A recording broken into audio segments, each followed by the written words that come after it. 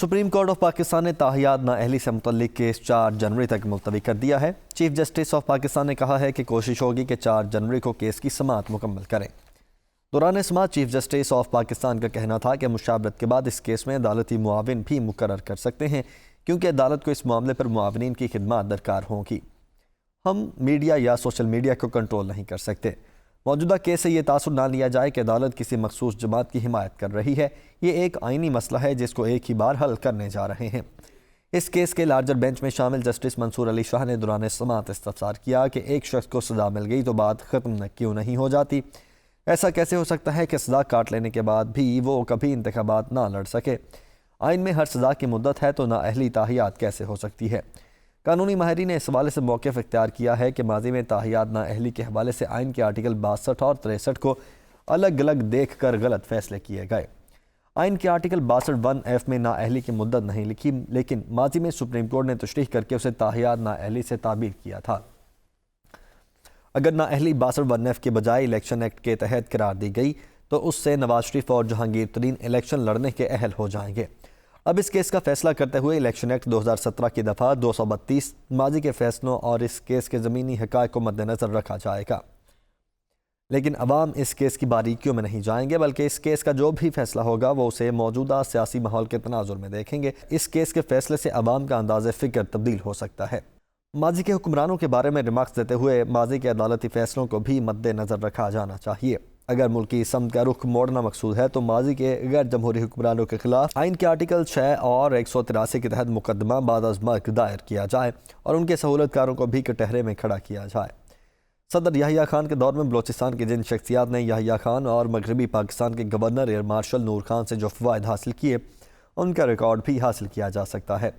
سابق صدر ایوب خان کے الیکشن ایجنٹ جن کا تعلق بلوچستان سے تھا، ان کے خلاف بھی آئین کے آرٹیکل 6 کے تحت مقدمہ دائر کیا جانا چاہیے۔ محض زبانی جمع خرچ سے یہ آئینی مسئلہ حل نہیں ہوگا۔ اس سے اداروں کے بارے میں شکوک و شبہات پیدا ہو رہے ہیں۔ میری ناقص رائے میں آئین کے آرٹیکل 62(1)(f) کے تحت تاحیات نااہلی کا معاملہ آرٹیکل 2(a) سے منسلک کر کے آگے بڑھایا جانا چاہیے۔ آئین میں اللہ تعالیٰ کی حاکمیت کو تسلیم کرتے ہوئے اس ضمانت کو منتخب نمائندوں کے ذریعے استعمال کرنے کے لیے جو شرط رکھی گئی ہیں، ان کے تحت جھوٹے شخص کی سزا تاحیات نااہلی ہی بنتی ہے۔ ملک کے ممتاز دینی رہنماؤں کو آگے بڑھ کر اس حوالے سے عدالت کی معاونت کرنی چاہیے اور عدالت عظمیٰ کو بھی اس حوالے سے ملک کے ممتاز علماء دین اور اسلامی نظریاتی کونسل کے چیئرمین کی خدمات حاصل کرنی چاہیے۔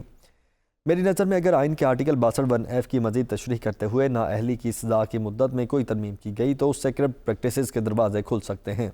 اس لیے تاحیات نااہلی کیس کا فیصلہ عجلت میں کرنے کی بجائے بہتر ہے کہ اسے عام انتخابات تک مؤخر کر دیا جائے۔ ایسا کرنے میں کوئی حرج نہیں۔ ماضی میں آئین سے غداری کرنے والوں کو محفوظ راستہ مل چکا ہے، لہٰذا نہ صرف 5 جولائی کے ذمہ داران بلکہ ان کی حکومت کو آئینی قرار دینے والوں کو بھی عدالت میں طلب کیا جانا چاہیے۔ اس حوالے سے کسی ایک شخص کو ذمہ دار ٹھہرانا مناسب نہیں۔ ان صحافیوں اور سیاسی جماعتوں کو بھی سزا کا مستحق ٹھہرایا جائے جو آئین سے روگردانی کرنے والوں کو مرد مومن اور مرد حق کے خطابات دیا کرتے تھے۔ اسی طرح 12 اکتوبر 1999 کے بھی تمام کرداروں کو عدالت میں لایا جائے اور جنہوں نے ان اقدامات کو آئینی قرار دیا تھا ان کو بھی کٹہرے میں کھڑا کیا جائے۔ صرف اشاروں کنایوں سے یہ آئینی مسئلہ حل نہیں ہوگا، اس کے لیے ٹھوس اقدامات کرنا ہوں گے۔ آج کل ملک میں کاغذات نامزدگی کی مستردگی کے حوالے سے کافی زور و شور سے بحث جاری ہے۔ الیکشن کمیشن کے مطابق قومی اسمبلی کے لیے 7473 امیدواروں نے کاغذات نامزدگی جمع کروائے، جن میں سے 1024 امیدواروں کے کاغذات مسترد کیے گئے، جبکہ 6449 امیدواروں کے کاغذات نامزدگی درست قرار دیے گئے ہیں۔ اسی طرح چاروں صوبائی اسمبلیوں کے لیے 18478 امیدواروں نے کاغذات جمع کروائے اور آروز نے چاروں صوبائی اسمبلیوں کے لیے 2216 کاغذات مسترد کیے، جن میں سے 2081 مرد اور 135 خواتین شامل ہیں، جبکہ چاروں صوبائی اسمبلیوں کے لیے 16262 کاغذات منظور ہوئے ہیں۔ انتظامیہ کے ریٹرننگ آفیسرز نے کاغذات نامزدگی کی جانچ پڑتال کے دوران مکمل غیر جانبداری کا مظاہرہ کرتے ہوئے صرف قانون کو مد نظر رکھا ہے۔ الیکشن ٹرائیبیونلز میں کاغذات نامزدگی کی منظوری اور مستردگی کے خلاف اپیلیں دائر ہو چکی ہیں، جن کا حتمی فیصلہ الیکشن ٹرائیبیونلز نے ہی کرنا ہے۔ نواز شریف سمیت کئی دیگر اہم شخصیات کے کاغذات نامزدگی بھی چیلنج ہوئے ہیں۔ نواز شریف کے کاغذات نامزدگی کی منظوری کے خلاف اپیل میں موقف اپنایا گیا ہے کہ نواز شریف کو سپریم کورٹ نے تاحیات نااہل قرار دیا، اس لیے وہ الیکشن کے اہل نہیں۔ درخواست میں یہ موقف بھی اپنایا گیا ہے کہ نواز شریف خود ریٹرننگ آفیسر کے پاس حاضر نہیں ہوئے، اس لیے ان کے کاغذات مسترد کیے گئے۔